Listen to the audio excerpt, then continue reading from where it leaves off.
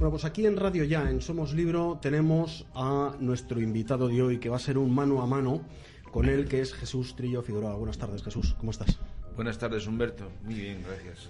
Bueno, Jesús Trillo Figueroa, les voy a dar algunos datos biográficos porque yo creo que es bueno a aquellos que dudo, pero bueno, por si acaso hay alguien que no le conoce o no le conoce suficiente, voy a dar algunos datos biográficos que puedan servir para todos nosotros, ¿no? Es de Cartagena, nace en el año 55 y actualmente ejerce como abogado del Ilustre Colegio de Madrid, aunque pertenece también al Cuerpo de Abogados del Estado.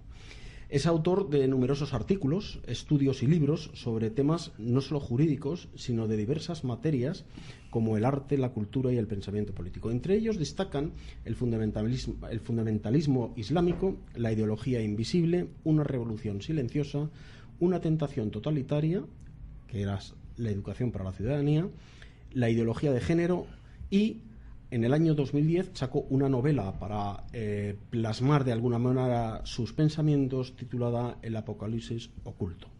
Por supuesto, también se encuentra el libro con el que hoy vamos a trabajar este rato de la tarde, que es El espectro del comunismo, del socialismo a Podemos. Estamos viviendo tiempos intensos, ¿no, Jesús? Hombre, estamos viviendo tiempos muy extensos. Estamos viendo, por un lado, una vuelta a la política, que ya era hora, a pesar de todo, que tenía congelada el Partido Popular en una especie de burocracia sin sentido, de gestión y de economía por encima de todo, que está muy bien para poder alimentar a la gente, pero que no es suficiente, como todos sabemos, puesto que no solo de pan vive el hombre.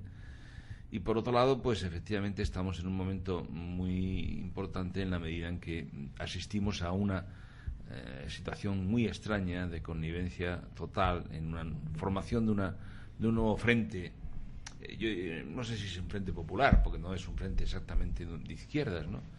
Como fue en el año 1936, pero sí es un frente que amalgama a los mismos de entonces, en definitiva a la izquierda, tanto a la izquierda moderada como a la izquierda radical, como a los nacionalismos. Que son a su estilo también radicales, y cada vez más radicales. Exactamente, son radicales, pero no son de izquierda. En principio no tenemos por qué sospechar que sea de izquierda el Partido Nacionalista Vasco o el PDeCAT, ¿no? Sí, bueno, realmente la política que hagan más o menos da igual, porque su objetivo es la desintegración de España. Pero, bien, sí, alguna ideología, alguna tendencia política deberán de tener, ¿no? Hombre, todos ellos, que es un poco si te parece, entramos un poco en el ajo de todos ellos tienen un hilo en común, que probablemente es el que pone el acierto este libro. Si bien específicamente cuando se escribió este libro hay que tener en cuenta que este libro se publica a finales del año 2016, digamos, para tener más exactitud. Por tanto, estábamos hablando entonces y ya con bastante aventura al hacerlo, acuérdate, de la conjunción de la izquierda entre el socialismo y Podemos, y sobre todo del nuevo fenómeno Podemos, ¿no? O del populismo. Aunque yo rechazaba desde el principio el término populista, porque creo que el Podemos que nosotros conocemos no es el populismo que por el mundo se vende, es otra cosa, es neocomunismo y punto. Y luego, después de mí lo han dicho bastantes, entre otros Federico Jiménez Los Santos, aunque ni siquiera me menciona en su libro. Pero bueno, eso es lo de menos. Lo importante es que al fin y al cabo la idea la han recogido, ¿no? Pero sí que hay un fenómeno que ciertamente tiene que ver con el populismo, que une a todos los que antes hemos citado en todos los ámbitos políticos. Ese fenómeno es el de la posverdad. ¿A qué me refiero? Ese término de posverdad, que muchos de ustedes que nos estén escuchando habrán oído últimamente decir, ¿y esto qué significa? ¿Qué viene a significar?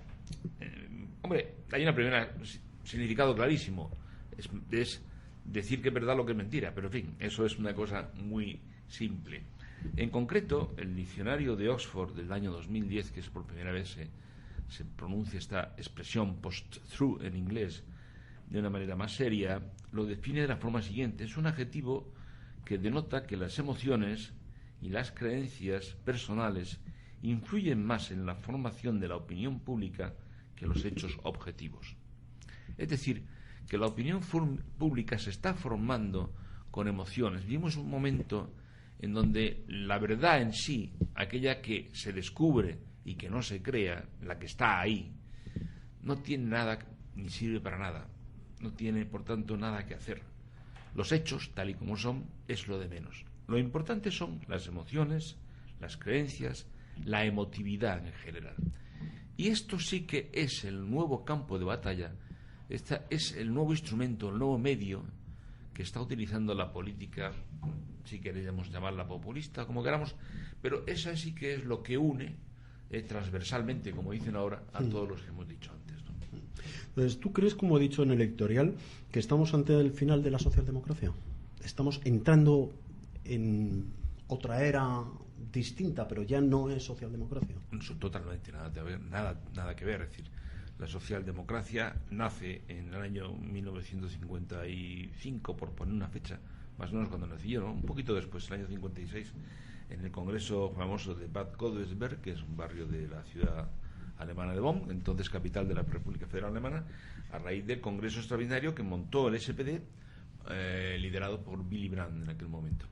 En aquel congreso se renuncia por parte del SPD al marxismo y se adhieren a una amalgama que es fundamentalmente la coexistencia de la asunción o pactar de alguna manera con la democracia cristiana que en aquella época representaba Konrad Adenauer en Alemania, es decir, en que ellos asumirían los principios propios del humanismo cristiano, entendiéndose por tal, digamos, la secularización de la libertad, la fraternidad y la solidaridad, que es, a fin y al cabo, los principios de la Revolución Francesa, los derechos humanos en términos genéricos, conjuntamente con una política intervencionista, es decir, una corrección del puro capitalismo de mercado en una especie de política social de mercado, como así le llamaron los alemanes, que consistía en la existencia de un Estado fuerte que fuera creando cada vez más un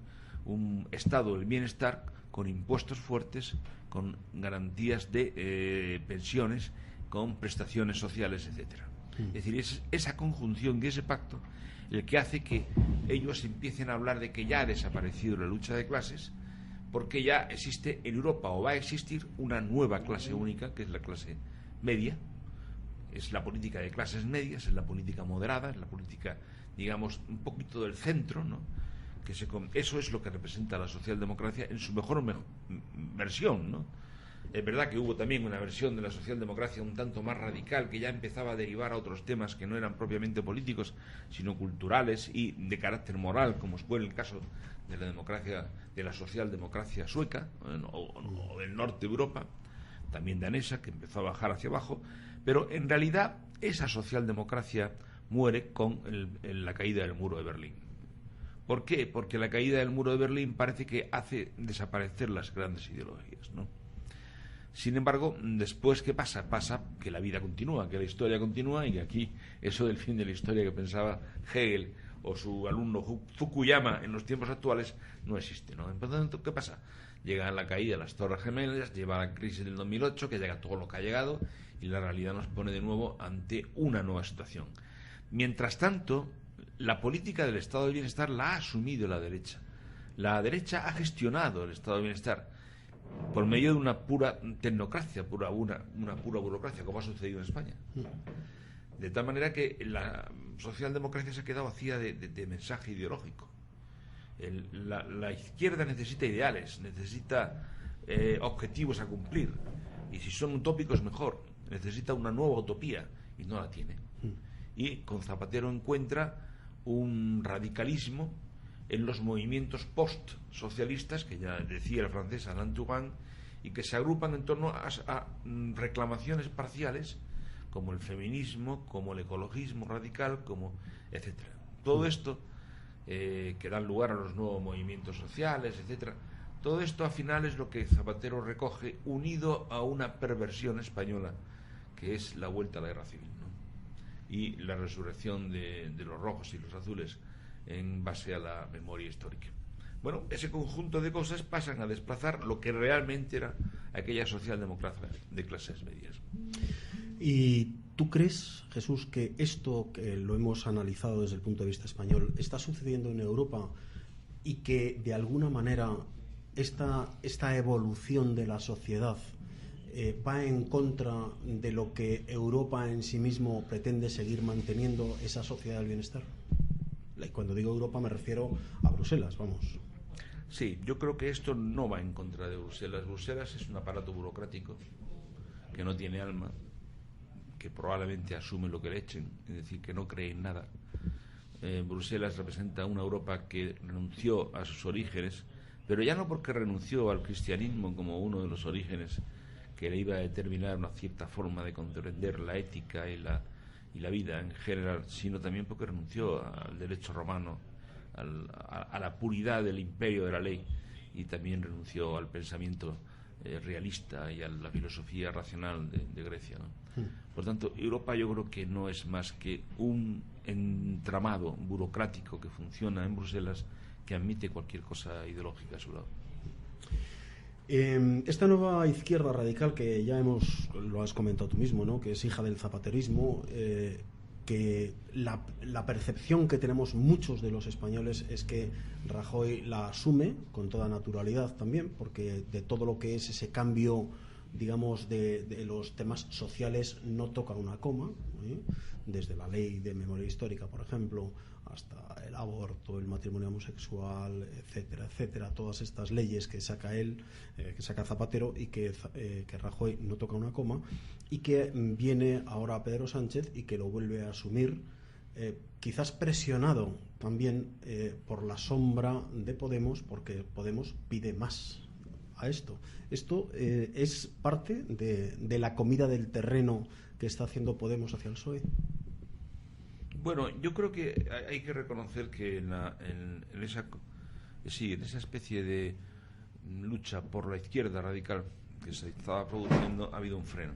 Es decir, que yo creo que el Partido Socialista ahora, con la magnífica operación de mercadotecnia política que ha hecho con este último gobierno, pues pretende otras cosas, ¿no? En primer lugar, pretende ocupar el centro, pretende recuperar el bipartidismo. Incluso parece como si hubiera un pacto bajo la mesa con el Partido Popular, ¿no? Que también de alguna forma pretende estar ahí, eliminando de en medio pues tanto a la izquierda radical de Podemos como a Ciudadanos, que ese sí que no tiene nada que decir, que aquí no era más que un intento de Macron que al fin y al cabo, en mi opinión, ha fracasado, ¿no? Bueno, yo creo que en cierta manera ellos están consiguiendo eso, ¿no? Y por tanto, ¿eso quiere decir que han renunciado a esa tendencia ideológica de la que hablábamos antes, que parecía imparable? No creo que hayan renunciado a eso.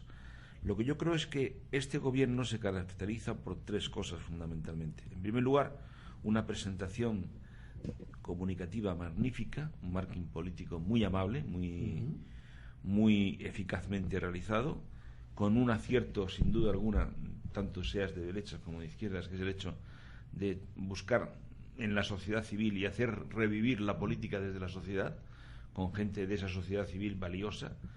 Será valiosa para la izquierda o para lo que sea, pero en definitiva valiosa, por ejemplo un Pedro Duque o el mismo ministro de Cultura, etcétera, ¿no?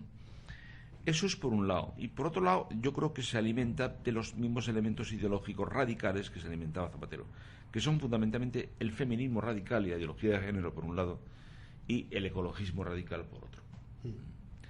En cuanto a la política social económica, bueno, pues es Bruselas, es lo que hablábamos antes, es más de lo mismo, es el welfare state, es el estado del bienestar, sin mayor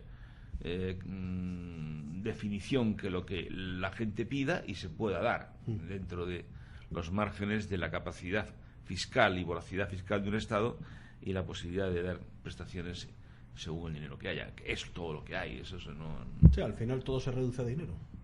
Al final se reduce en gran parte a dinero, porque, hombre, efectivamente, si eso no funciona, pues entonces volveremos a tener una reivindicación desde el otro lado, desde el lado de la derecha, diciendo, oye, nosotros gestionamos mejor que vosotros, quitaros de en medio, ¿no?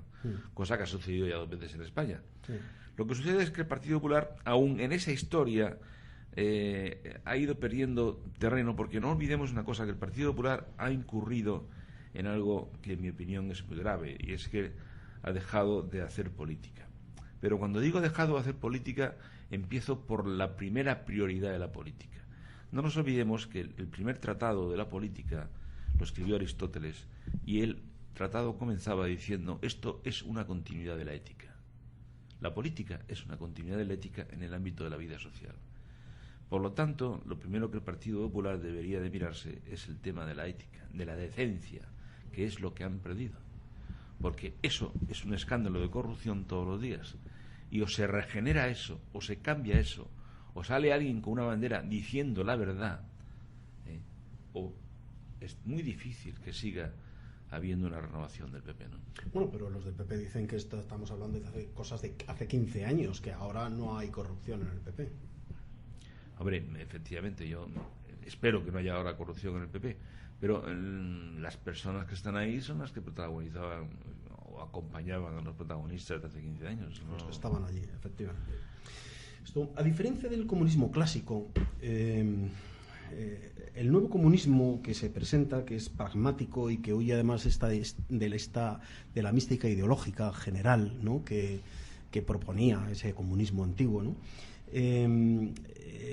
y que incluso en palabras del propio Pablo Iglesias dijo que lo primero es el laxismo, es decir, desterrar el carácter místico religioso que se le otorgó a la revolución por el comunismo ortodoxo, y que el propio Iglesias dice que es la enfermedad del comunismo. O sea, ya da igual la filosofía, da igual la liturgia, da igual el concepto de comunismo, sino que al convertirlo un comunismo laico, es que entonces simplemente el ser humano es una pura herramienta, sin más. Eso es lo que pretende, eso es lo que va buscando en el fondo Pablo Iglesias con Podemos.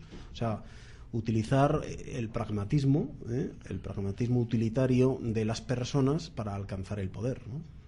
Bueno, sí, este nuevo comunismo es un comunismo, lo que pasa que yo creo que es más bien un comunismo sin careta, ¿no? Es un comunismo duro, que no necesita disfrazarse de grandes utopías de la sociedad, de aquella sociedad comunista en la que la libertad de cada uno fuera condición del ejercicio de la libertad de los demás. Esa especie de paraíso en la tierra que anunciaban Marx y Engels. Marx en realidad nunca se lo creyó, y hace poco un escritor francés ponía de manifiesto como Marx fue el primero que dijo que él no quería ser marxista, lo cual es un poco paradójico. Sí, es un poco fuerte, sí. Hace poco escribía esto Guy Shorman en un artículo en ABC. Bien.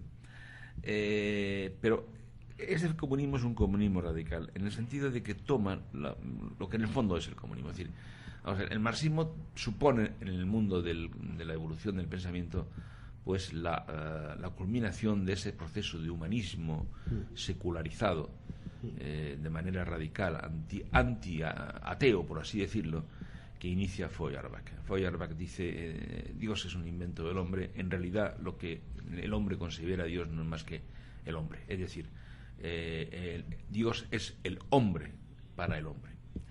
Por tanto, ese humanismo radical que prescinde de Dios, que prescinde de la realidad, es Marx quien da el segundo paso al prescindir de la realidad. Es cuando viene a decir, por sintetizar esto, que puede ser complicado, pero que es fácil de entender: el mundo ya no hay que pensarlo, porque entre otras cosas no hay que contemplarlo, no hay que observarlo, la realidad no está ahí, el ser no está ahí, el mundo hay que transformarlo. Lo importante es la transformación, lo importante es el ejercicio, lo importante es la praxis.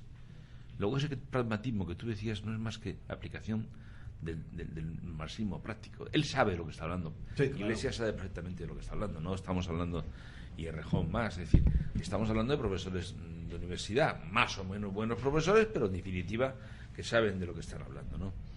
Por tanto, es pura transformación, es pura realización revolucionaria. Lo que les interesa es cambiar las cosas, pero cambiarlas para obtener el poder. Y además de una manera muy dura, es decir, su lenguaje es el poder. Por este libro pues utiliza una metáfora para expresar todo esto, que es la película de televisión, la serie de televisión Juego de Tronos.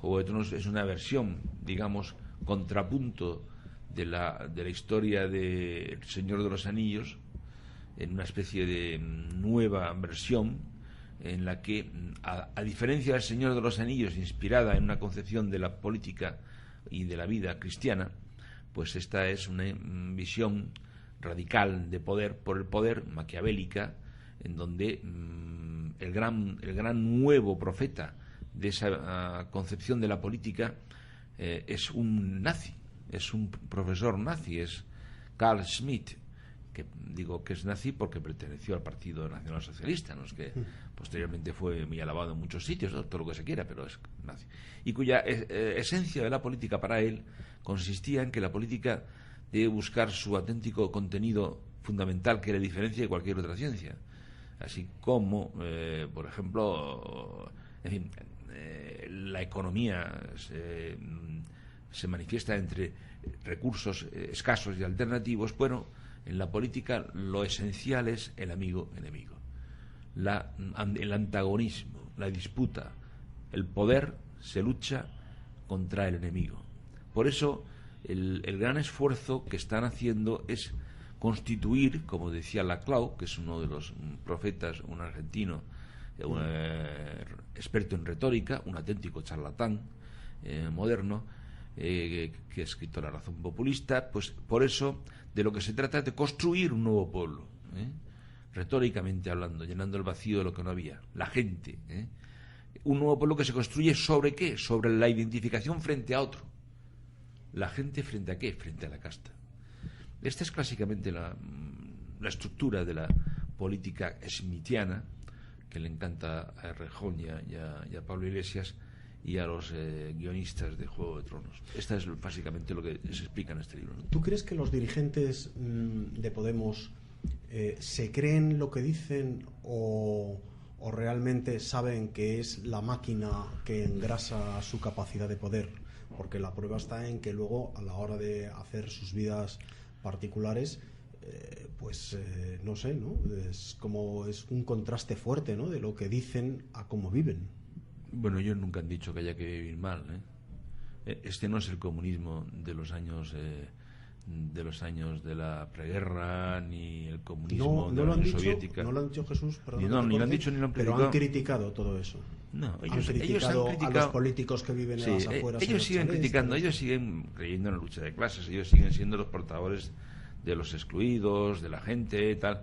Fíjate que tampoco, tampoco asumen una posición muy clara de lucha de clases, ni dicen que son los representantes del proletariado, ni la vanguardia del proletariado. Es decir, son la gente. Han cambiado el lenguaje. Han cambiado el lenguaje.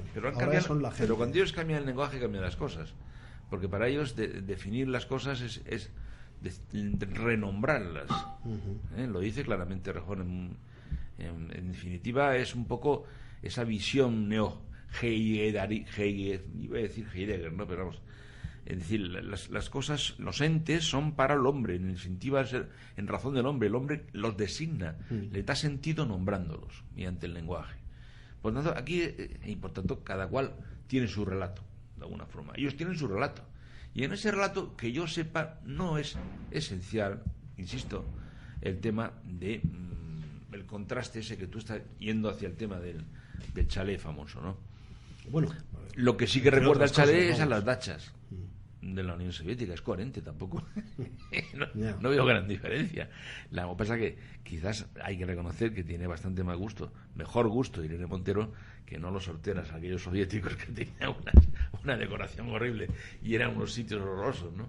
Y esto por lo menos es un sitio más agradable. Sí. En fin, yo creo que les tiene sin cuidado. Es decir, no es el gran problema de ellos. Aunque sí es cierto, y tienes razón, a la gente le choca esto. A la gente le choca, porque la gente ha entendido lo otro, la gente ha entendido el lenguaje clásico, la gente entiende que estos siguen siendo los representantes de los obreros, los descamisados. Y claro, cuando ven que no van descamisados, sino que van de chalet, van bastante descamisados. Bueno, bien, pero eso también es cierto. Eso también es cierto, van bastante descamisados, sí, no es una buena. Pero le gusta vivir en chalets y tal, pues claro, les resulta contradictorio. Pero vamos, no creo que esté en sí ellos son incoherentes en su forma de pensar, no forma parte de su acervo de pensamiento, precisamente, ¿no?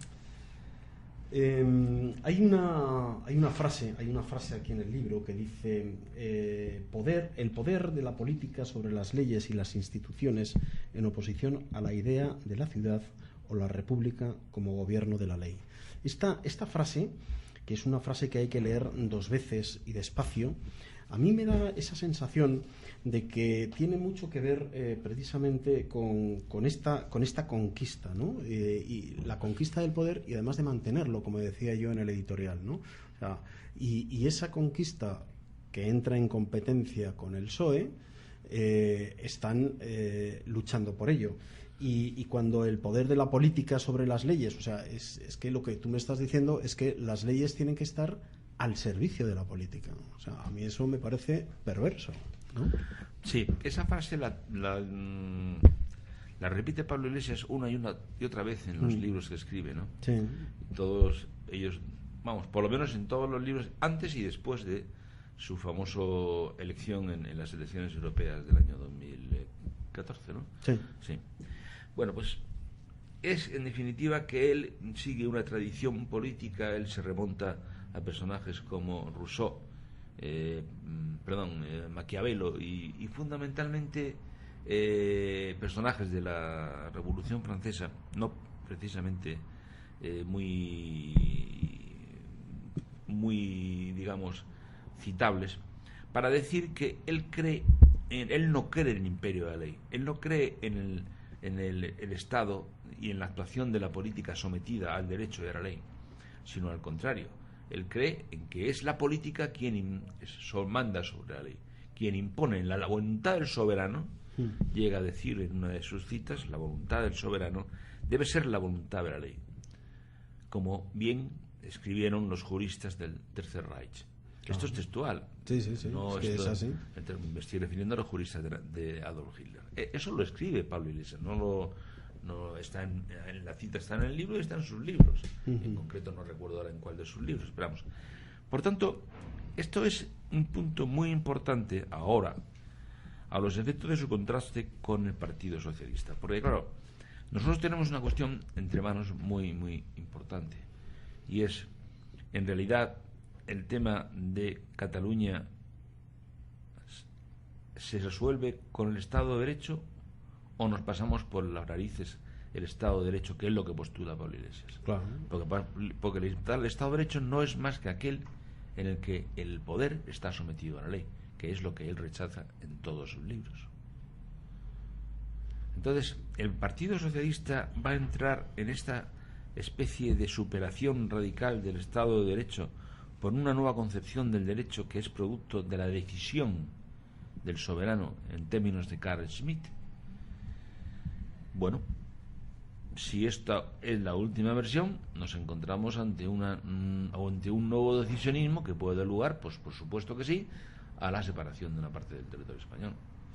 Bueno, efectivamente, además estarían encantados, y yo creo que entre otras cosas también es lo mismo que defienden, por ejemplo, los soberanistas catalanes, los que pretenden que, claro, o sea, que yo soy mi tierra y al resto que le den morcillas, y si no es la ley, pues habrá que cambiar la ley, o a mí me da igual tu ley. De hecho, es lo que han hecho, saltarse al Constitucional permanentemente cada vez que se les negaba, ¿no?, de alguna manera algo, ¿no?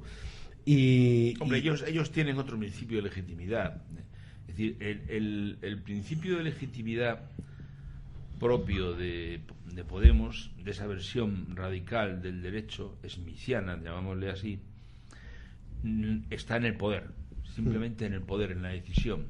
En el caso de los nacionalistas está en la nación entendida por nación como un largo proceso histórico que ha creado un ente soberano, un ente por encima de las personas.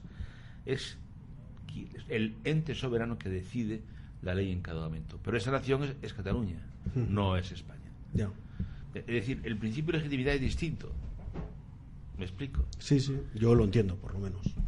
Bueno, hay un cierto, digamos, reconocimiento de una legitimidad externa a la voluntad del decisionista, que es la nación catalana, te creas o no el invento, por lo menos hay una cierta heteronormatividad. No sé si me explico. Sí.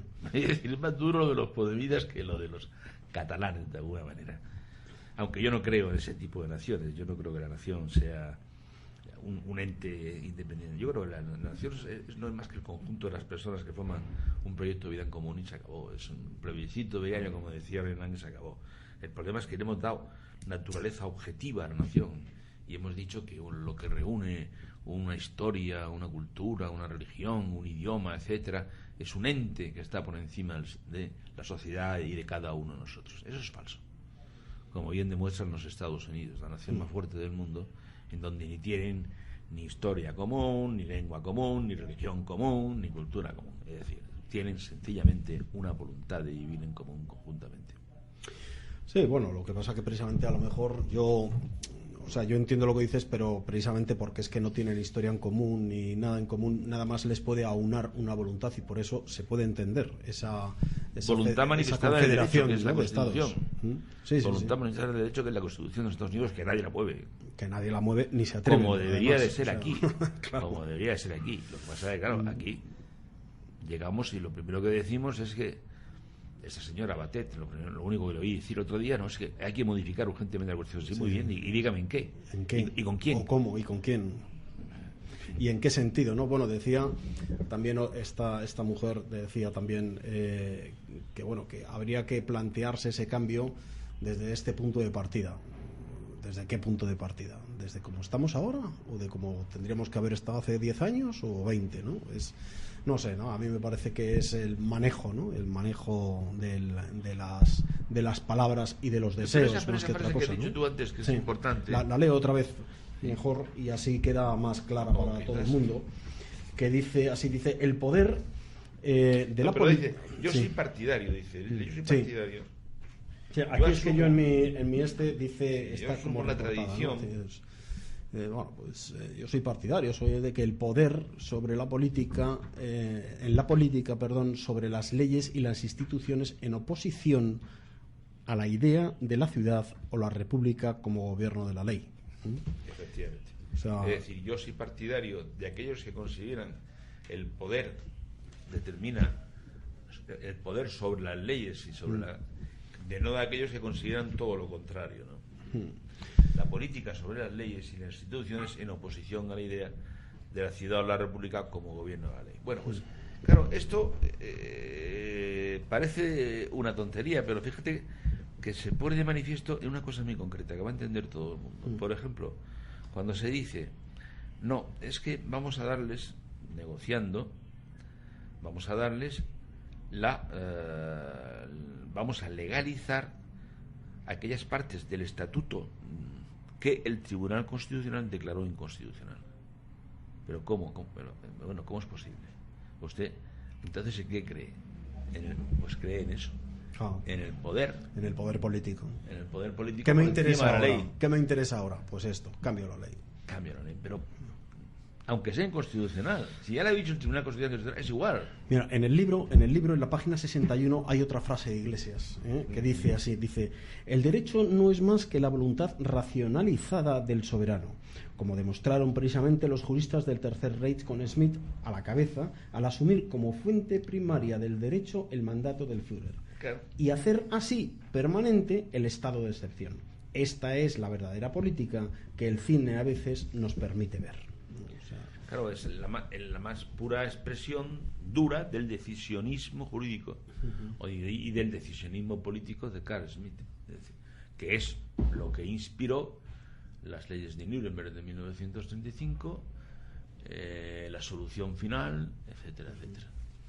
Bonitos ejemplos, ¿no? Bonitos. Sí, está muy bien, muy inspirados todos, muy. Las leyes de Nuremberg del 35, quiero recordar a la gente que son las que consideraron que la raza judía, bueno, en general no lo decía así, pero las consecuencias eran las mismas. La raza judía, bueno, no era una raza humana, era una cosa viva pero no humana, como decía Aido, ¿no? Y en cuanto a la solución final, pues todos sabemos que es el holocausto de 6 millones de judíos. Bueno, ya ahora que dices de razón humana, sabes que la ONU está dispuesta a redefinir el concepto de persona humana. ¿Ah, sí? Sí, para dar ya carta de libertad al aborto. Y pretenden enfocarlo hacia que la persona humana es toda aquella persona viva fuera del útero de la madre. Esos son los que tienen derecho. Ya. Bueno, los romanos realmente iban un poco más allá. Los romanos consideraban ya una persona con derechos a partir de los 2 años. O sea, que son hasta más beligerantes la ONU. Bueno, los romanos nunca tuvieron la posibilidad de una ecografía y nada por el estilo, ¿no? pero el pater familia tenía derecho en los 2 primeros años de vida, si las cosas a la vida, iban mal, muerte, a la vida y muerte de sus hijos. Ius vitae necis. O sea, eso es muy fuerte. Pero no solamente en los 2 primeros años, hasta la mayoría de edad. Joder, pues yo creía que era solo 2 años. No. Estás apañado. La patria potestas romana. No recuerdo ni un solo caso de estudio de la historia del derecho romano en el que se haya ejercido eso, sinceramente. Sí, es que yo creo que es tan bestial que vamos. Bueno, pues vamos a ir un momentito a publicidad, vamos a hacer un primer corte y enseguida volvemos con Jesús Trillo y su libro El espectro del comunismo, del socialismo a Podemos. Vamos aquí de vuelta, seguimos con El espectro del comunismo, del socialismo a Podemos, de Jesús Trillo Figueroa, y seguimos con Jesús Trillo Figueroa analizando este libro golpe a golpe, página a página. Y estábamos en este ratito estábamos leyendo una frase que me gustaría, Jesús, que les leyeras ese cachito de libro que me has leído tú, de la página 61, no, 61, ¿no? Sí, bueno, en este caso 77, bueno, pero vamos, sí. Es porque es brutal, ¿no? Hombre, yo creo que este libro es el único libro que he visto, y me he leído muchas cosas sobre este tema, que es en definitiva Podemos y su ideología, etcétera, en donde se analiza exactamente todo lo que ellos han escrito. Yo no escribí ni una sola palabra que no estuviera publicada, y además en libro o en revista, no en unas declaraciones de prensa que pudiera dar lugar a que dijeran, no, eso es lo que interpretó el periodista, no, lo que ellos firman, ¿no? Y claro, ahí se manifiesta su propio vacío de su propia idea total, ¿no? De sus convicciones, ideología, etcétera. Por ejemplo, en Disputar la democracia, que es un libro muy conocido de Iglesias, dice: los debates políticos a los que con frecuencia asistimos tienden a desentenderse de su objeto, el poder, y a centrarse en una estúpida dicotomía entre el bien y el mal, según la cual tendríamos que discutir sobre si está bien o mal que se ilegalizara a organizaciones de la izquierda Berchale, o si está bien o mal que se mate a Bin Laden. Por el contrario, en estos casos asistimos a un elemento mucho más valioso para entender lo que realmente es la política, a saber, que lo que define tener poder político, lo importante, es la fuerza de imponer la propia voluntad. Y esto lo escribe sin ningún empacho. Y añade, más adelante, por ejemplo, en cuanto a hablar sobre la razón de Estado que tanto le gusta, siguiendo a Maquiavelo, lo importante no son los fines que justifican los medios, sino quién impone cuándo hay que matar o torturar atendiendo a la razón de Estado. Estas palabras son textuales del señor Iglesias, asumidas por él, no es que esté haciendo la descripción de lo que Carl Schmitt quiso decir, no, él asume hasta el punto que, por ejemplo, dice: y es que Schmitt nos enseña que la soberanía es, ante todo, una potencia de poder exterior al derecho. Esto es lo que hablábamos antes. A freír puñetas el Estado de Derecho. Lo importante es el poder exterior al derecho, el estado de excepción, que es donde se manifiesta el poder en su nuda realidad, como bien expresa la serie Juego de Tronos. Dice: la razón de Estado demuestra así que el Estado está por encima del derecho. A los que sumen la razón de Estado de esta manera en sus decisiones políticas es a los que debe llamarse estadistas. Bueno, esto es simplemente pequeña muestra de lo que pueden ustedes encontrar en este libro, que les aseguro que es el único que se ha escrito, que yo sepa, que cuenta estas verdades como puños, que son las que ellos han escrito, están aún escritas y configuran su ideología y configuran su ideario. Sí, a mí lo que me gustaría saber es si verdaderamente todos sus seguidores, sus entusiastas seguidores, que justifican todo, de alguna manera,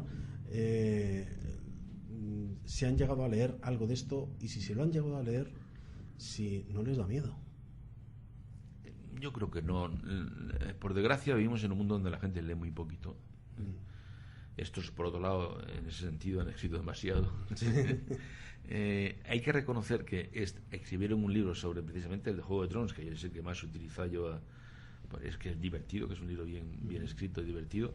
Algunos de ellos se escriben bien, otros se escriben peor. Algunos son unos rollos de estos postmodernos que no hay que nos entienda, particularmente alguna señora, sobre todo las feministas radicales, pero en general yo creo que la gente ignora lo que han escrito. La gente más bien está dentro de ese ámbito de populismo afectivo, de ese emotivismo político del que hemos hablado antes, ¿no? Y que con el transcurso del tiempo se va acabando en la medida en que van viéndose como los fuegos artificiales. Es como los fuegos artificiales cuando cae la palmera, poco a poco se va extinguiendo, ¿no? Se va extinguiendo, sí. Eso es lo que yo pienso que va pasando, que va a pasar. ¿Y qué tal? La nueva situación que nos encontramos en el Congreso, nos encontramos con un partido socialista débil por escaños y frágil por cómo está sostenido, porque son muchos partiditos que le han dado el poder, me imagino, lógicamente, a cambio de una magra factura que esperan recibir. Pero de todos esos partidos que le han apoyado, el que más le ha apoyado ha sido Podemos, naturalmente, ¿no?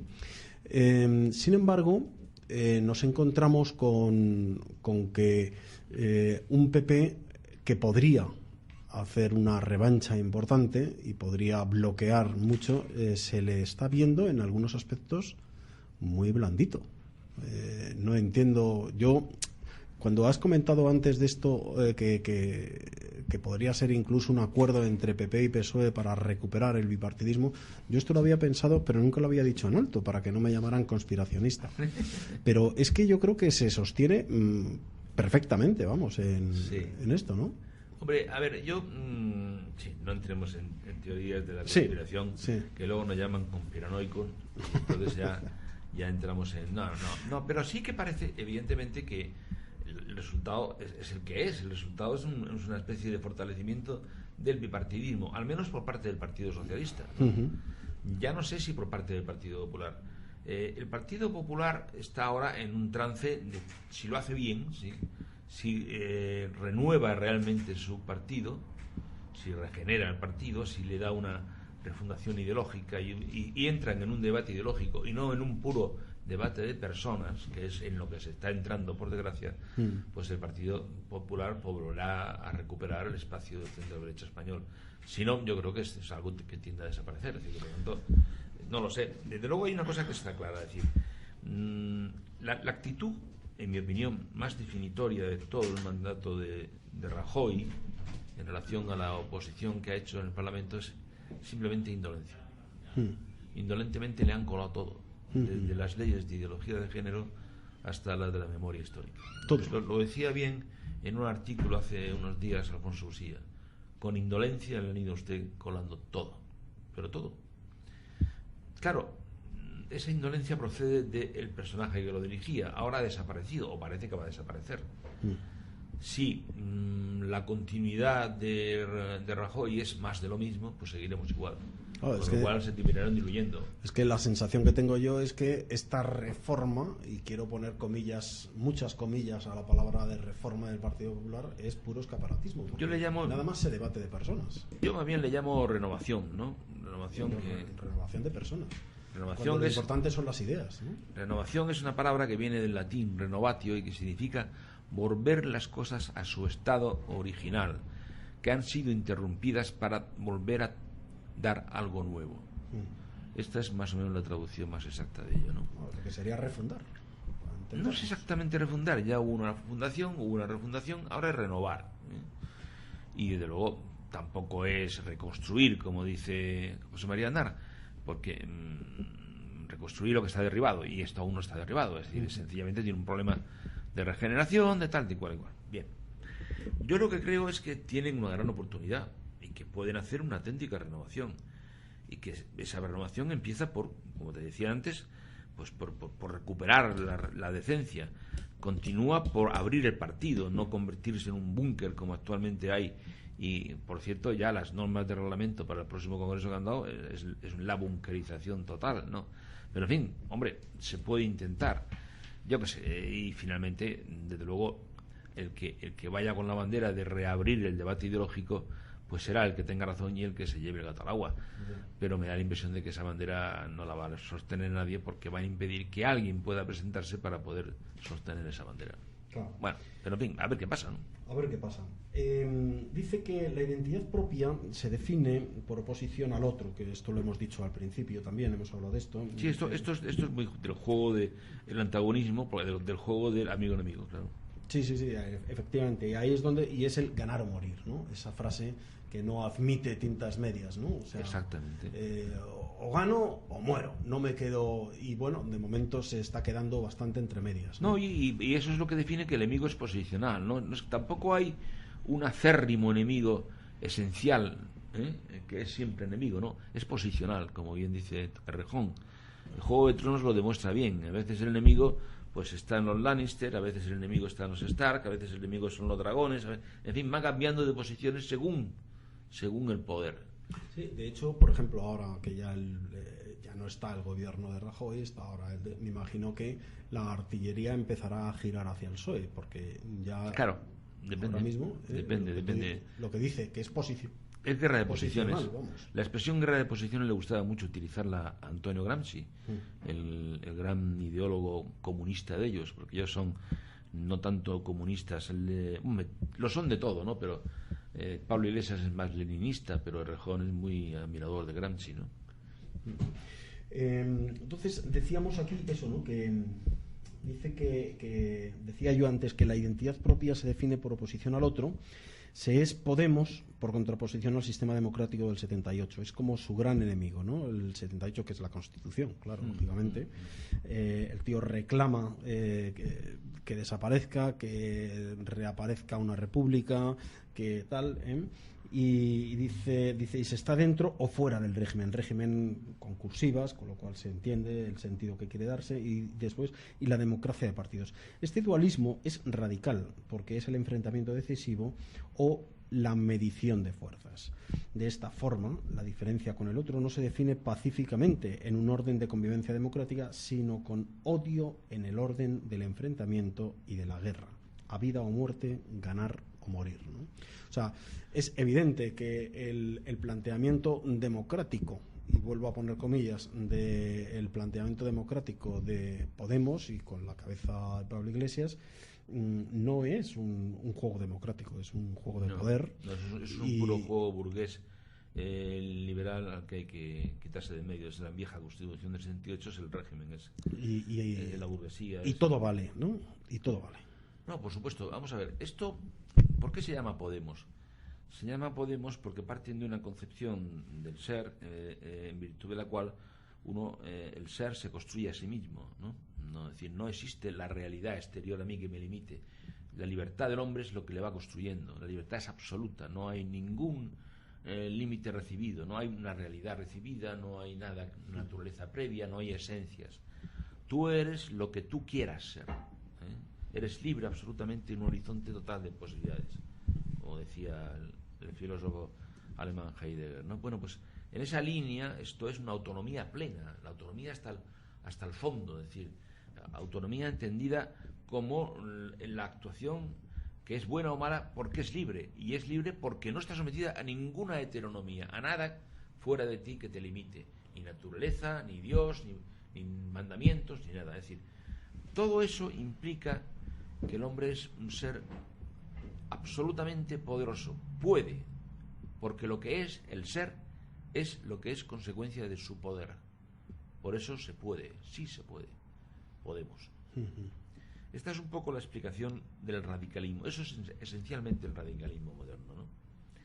Bueno, entonces ellos cuando hablan de revolución democrática, pudieras, como te decía antes, para los clásicos del comunismo era llegar a un paraíso comunista en el que se produjera, mediante unas previas premisas establecidas por la propia utopía definida por ellos, pues el paraíso histórico. Aquí no. Aquí de lo que se trata siempre es de poder, lo que se quiera, transformar. En definitiva, un nuevo comienzo. Lo que se busca siempre es un nuevo comienzo. Una especie de palingenesia, de comenzar de nuevo todo maravilloso. Es el nuevo comienzo. Por lo tanto, lo que está hay que derribarlo, destruirlo, sustituirlo por otra cosa. No basta, no se trata de ganar las elecciones conservando el sistema establecido, no, hay que ganar las elecciones para hacer un nuevo poder constituyente que constituya de nuevo un nuevo régimen, una nueva constitución, etcétera. A su medida. Por supuesto. Claro. Siempre es un nuevo comienzo. No es reformar, ni siquiera es rupturista, es más allá. Es decir, Sí, esto es lo que él llama que acabemos con la reconciliación, la gran mentira de la transición, ¿no?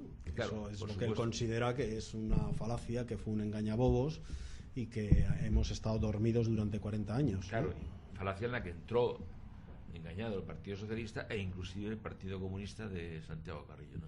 Sí, por eso rechazan de base el epitafio, ¿no? de la tumba de Suárez de "fue posible la concordia", ¿no? Exactamente. Eso le parecen, perdónenme ustedes, mariconadas, ¿no? Exactamente, puesto que así como la concordia es el fundamento de la política según Aristóteles, la concordia es la expresión de la amistad en el ámbito social. Para ellos la expresión esencial de la política es la discordia, es el enemigo según Carl Schmitt, ¿no? Claro, así es. Bueno, el caldo de cultivo en el que ha nacido Podemos es la crisis. A partir de la crisis, algunos dicen que el 15M no fue exactamente la raíz de Podemos, sino que en todo caso fue Podemos quien se aprovechó de ese 15M, que al principio era totalmente popular, totalmente horizontal. Había personas de todos los bagajes y estilos y maneras, y entonces, pero Podemos sabe sacar peces en río revuelto, y lo consigue, lo hace bien. Y después dice, no se olvide que la palabra crisis viene de la palabra griega no sé qué, crisis, que significa decisión. Sí. Describen un país casi apocalíptico, un diagnóstico en el que se unen al PSOE, porque en ese momento les interesa, acusan de corrupción a toda la política que va llegando y dicen que la corrupción constituye el sistema de gobierno de este país, extendiendo el fantasma de la corrupción a todo el sistema político, al que llaman eficazmente casta a la que a la vuelta de la esquina terminan perteneciendo ellos. Es la evolución de la nada al poder, ¿no? De la gente a la casta. Sí, y sobre todo pasarse por las narices la realidad y convertir todo en ideología, porque esa descripción de un mundo en donde se dice que en España hay un 40% de niños desnutridos, se pasa hambre y tal. Bueno, la descripción que hace de España parece que sales a la calle acojonado y dices, bueno, ¿esto qué es? Luego resulta que España es uno de los peores países, si no el que mejor se vive del mundo, uno de los que mejor se vive del mundo.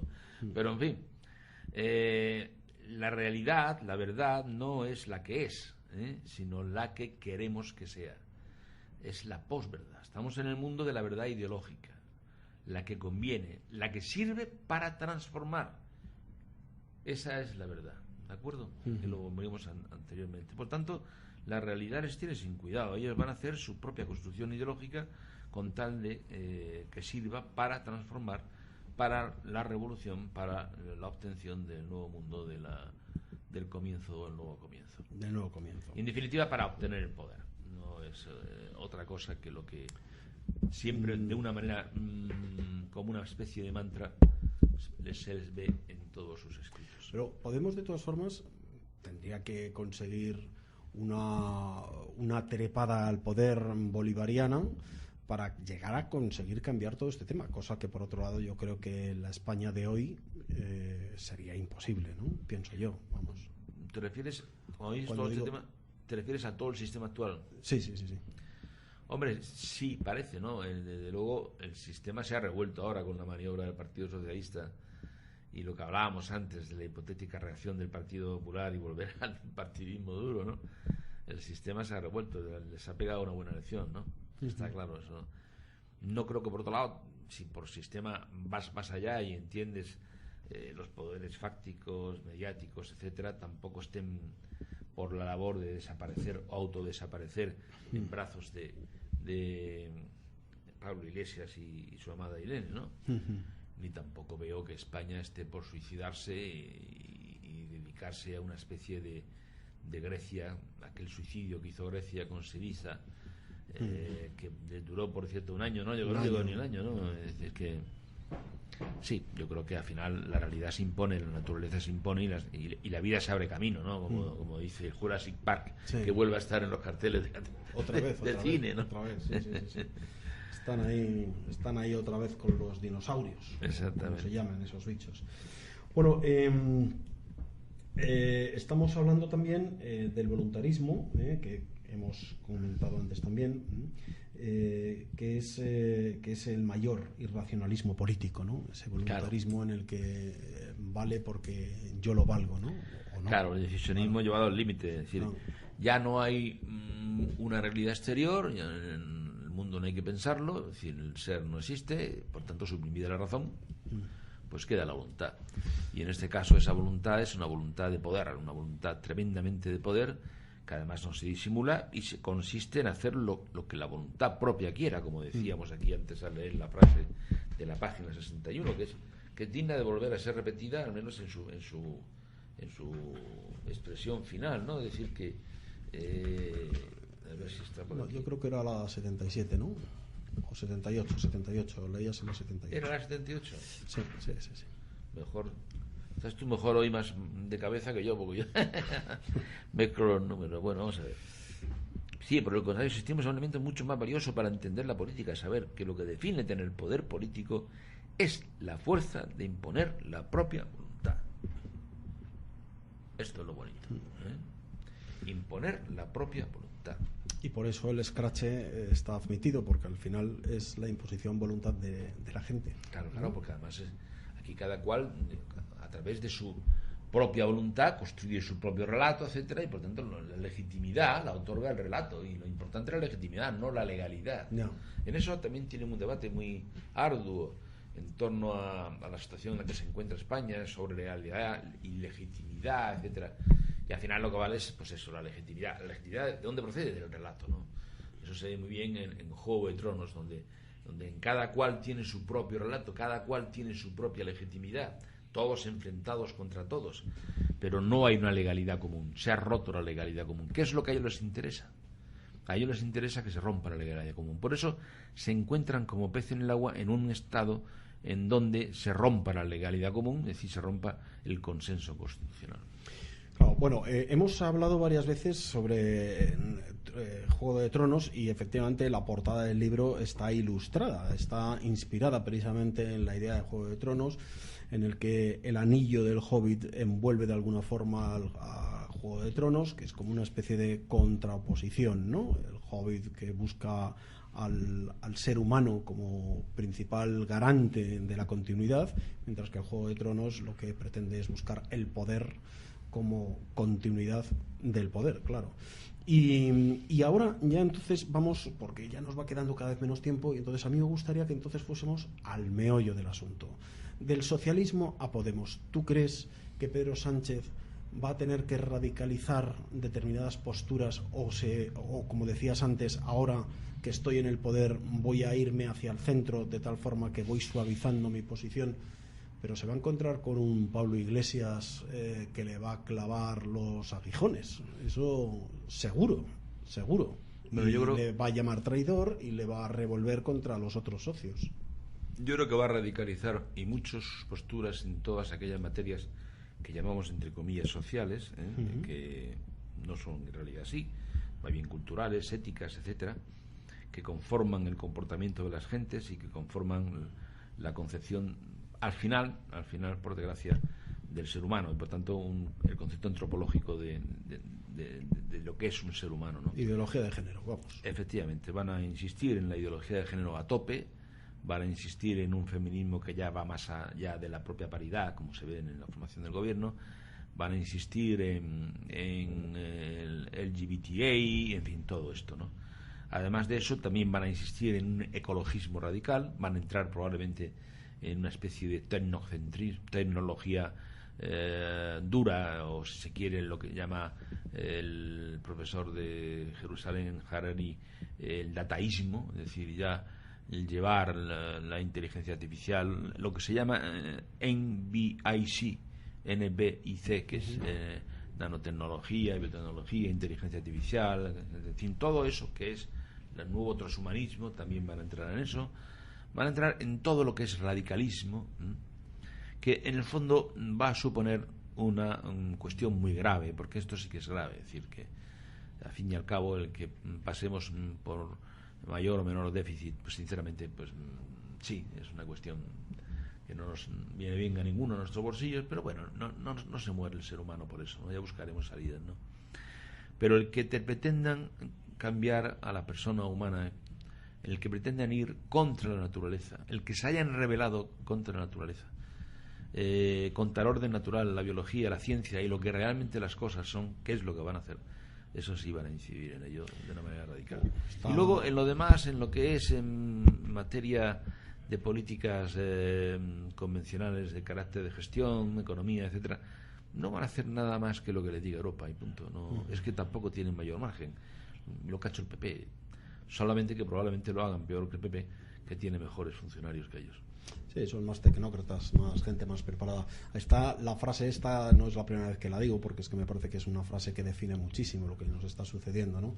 Y es que las sociedades las sociedades no desaparecen, se suicidan, ¿no? Sí. Y a mí me parece que estamos en un camino estupendo para el suicidio, porque con todos estos planteamientos radicales en contra del ser humano. Y no hemos hablado del tema primario, es decir, prioritario en cuanto se va a plantear en el tiempo, que es el tema del problema territorial. Ese es un tema que ha pasado por encima, pero que es lo primero que se van a encontrar. A ver qué pasa con los catalanes. Bueno, ya de momento les está regalando otra vez las leyes que el Constitucional les retiró, por inconstitucionales. Claro, es que... ¿Y cómo se come eso? ¿Y con quién va a conseguir eso? Porque no creo que ni Ciudadanos y el Partido Popular estén por la labor, etcétera, etcétera. Es decir, que no es una cosa... Hombre, hay que reconocerles por lo menos una cosa, y es que por lo pronto se han presentado con amabilidad, con una operación de marketing magnífica y con caras simpáticas. Bueno, por lo menos que sigan siendo amables y simpáticos y tolerantes, ¿no? Bueno, está lleno de intolerantes, especialmente entre ellas, que son absolutamente radicales. Sí, pero parece que les han dado parece que el inteligente Iván Redondo, que es según me han contado, el cerebro que hay detrás de todo esto, les daba la orden de que sonrían, ¿no? Sí, ¿no? Sí, y a mí me parece muy bien que nos centremos en la política sonriendo unos a otros, porque si no esto no funciona, ¿no? Muy bien, Jesús.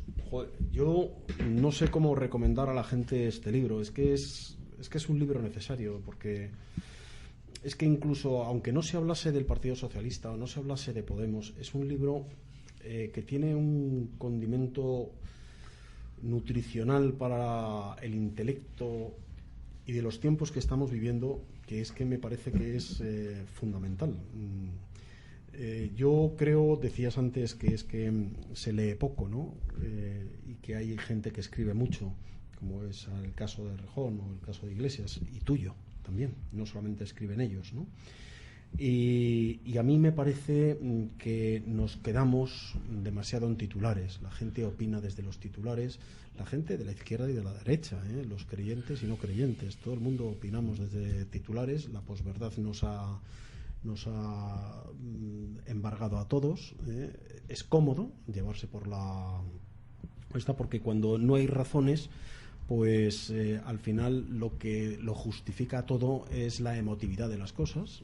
Y entonces incluso si soy creyente, porque lo soy, si no lo soy, porque no lo soy. O sea, todo está justificado en la emotividad, ¿no? Sí, fíjate que en Victoria Camps, que es una de las pensadoras más importantes que hay en este país en la actualidad, en mi opinión, dice una frase muy expresiva en torno a las tertulias de televisión. Dice: eso no es más que un concurso a ver quién gana en ser más vehemente. Sí, así es. Y durante muchos, además es que esto de las tertulias, que vamos, yo no lo considero tertulias, ¿no?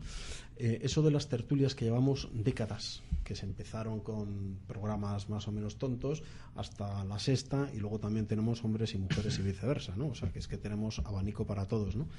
Y en el fondo es una pena, porque lo único que hace es enterrarnos todavía más en esa sinrazón de las cosas, o en ese voluntarismo en el que no es que yo lo digo, es que yo tengo mi opinión, es que mi opinión vale lo mismo que tú, frente a lo que verdaderamente sería una tertulia, que sería realmente argumentar desde la razón, con argumentos intelectuales, con conocimientos, con experiencia, con verdaderamente cosas que las personas hayan estudiado, hayan vivido, hayan no sentido, porque si no caigo lo de ellos, ¿no? Pero claro, sí, simplemente porque hay que tener en cuenta una cosa, que es que opinión tiene todo el mundo, desde Pedro Sánchez hasta la portera de la esquina de la casa, o sea, todo el mundo tenemos opinión. Otra cosa es que esa opinión sea válida y valiosa, las dos cosas, ¿no? Pero eso es lo que se ha conseguido, ¿no? Popularizar ese intelecto que se queda en los opinadores. Todos somos opinadores. Sí, lo que pasa es que el mundo no avanza cuando no hay opiniones, ¿no? Tú recordarás aquella frase del Heine, el poeta judío alemán, ¿no? Al que le preguntaron cuando estaban viendo la catedral de Maguncia, ¿cómo es posible que se construyera esto en la Edad Media y ahora seamos incapaces, absolutamente incapaces con las tecnologías que tenemos de volver a repetir semejante obra? Y ello dijo, y Heine le contestó, porque aquellos eran hombres de convicciones y no hombres de opiniones, ¿no? Claro, muy bueno. Y eso es lo que pasa. Pues muy bien, vamos a conectar en un momentito con Jorge de Tienda Ya, porque esta vez soy yo el que le va a preguntar a él. Le voy a contrastar que cómo se puede conseguir este libro, ¿no? Este libro que, por supuesto, está disponible en librerías. Es posible que no esté en su librería habitual, pero pídanlo porque existe, hay existencias, está vivo y quiero decir que no está descatalogado, y por lo tanto pueden ustedes acceder a este libro que, insisto, les recomiendo vivísimamente, ¿no? Que es El espectro del comunismo, del socialismo, Podemos, de Jesús Trillo Figueroa. Un libro que además se lee estupendamente, tiene unas 200 y pico páginas, quizás algo más, 250, 240, y con una letra generosa, una letra buena, una letra que la verdad es que merece la pena. Merece la pena para todos. Yo no digo que sea a lo mejor el libro que se tenga que llevar a la hamaca, pero sí desde luego el libro que deben de intentar leer en la medida de lo que puedan, ¿no? El odio a la propiedad privada, esta es otra de las cosas que ellos mismos, ¿no? Que es el origen de toda alineación, dice, ¿no? Aunque es en una sociedad consumista como la actual, suene paradójico, la acusación de privatización de cualquier cosa pública sin mayor justificación o explicación racional cala en la masa como levadura, y el origen de ello está en el rechazo de la propiedad privada, aunque nadie sea consciente de ello. Y esto, se habla de esto, por eso a mí me choca, me llama bastante la atención, bueno, pues este cambio, ¿no? de Vallecas a Galapagar y de un piso de 60 metros cuadrados de protección oficial a un chalet de 600.000 euros. Bueno, no sé si tenemos... Jorge, ¿estás ahí ya? Hola, buenas ¿Qué tal, tardes, Jorge? equipo. Mira, Jorge, estaba comentando a los oyentes y a Jesús Trillo, yo sé que seguro que vosotros en Tienda Ya tenéis el libro del que hemos estado hablando, el del espectro del comunismo de Jesús Trillo. ¿Le tenéis vosotros?